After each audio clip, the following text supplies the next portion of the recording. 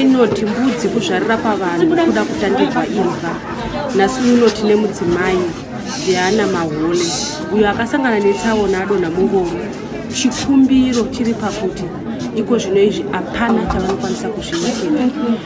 Madhaipasi chaiwo zvinhu zviri kudiwa nekuda kwekuti vanochengetwa nemwanasikana asi zviri kurema kufamba havafambi. Saka chikumbiro ndechekuti vakakwanisa kuwanirwa uchi, tinokumbira kuti chero pamawana napo pamunokwanisa kubatsira murandakadzi kuti upenyu hwake hunge hunoreruka.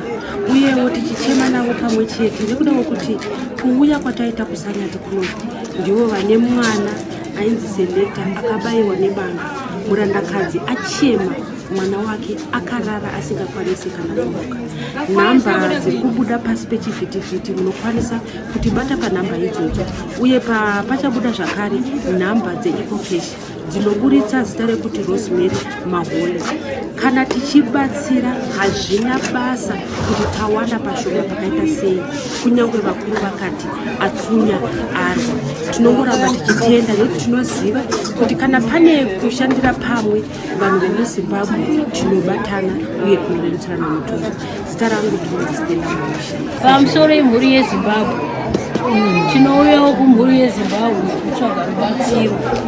Amai vamuri kuona vagere apa havafambi, havana chavanokwanisa kuita, kana kuzvibatsira havakwanisi.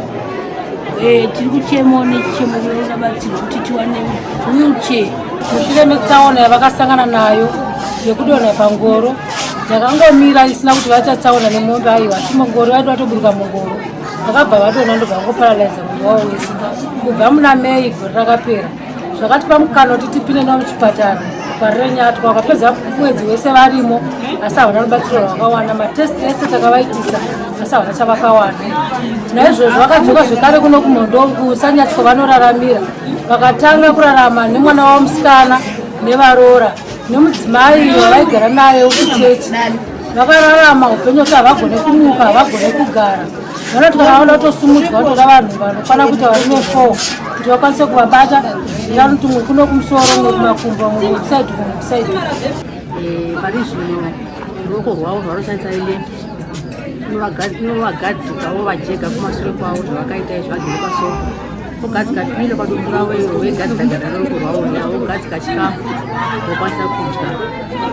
Kana sadza nemukaka vanodya nesipuni. Kana sadza nemwe muriwo vanenge vachinokora shoma neshoma. Semunhu akarwarisa havadi sadza rokupisisa, vana sadza repakati nepakati. Ari munhu akarwarisa akapatuka ganda remaoko neganda remakumbo.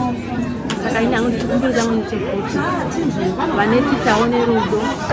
Ndachikumbira kuti ane rudo rwaMwari atibetsera nemucheni.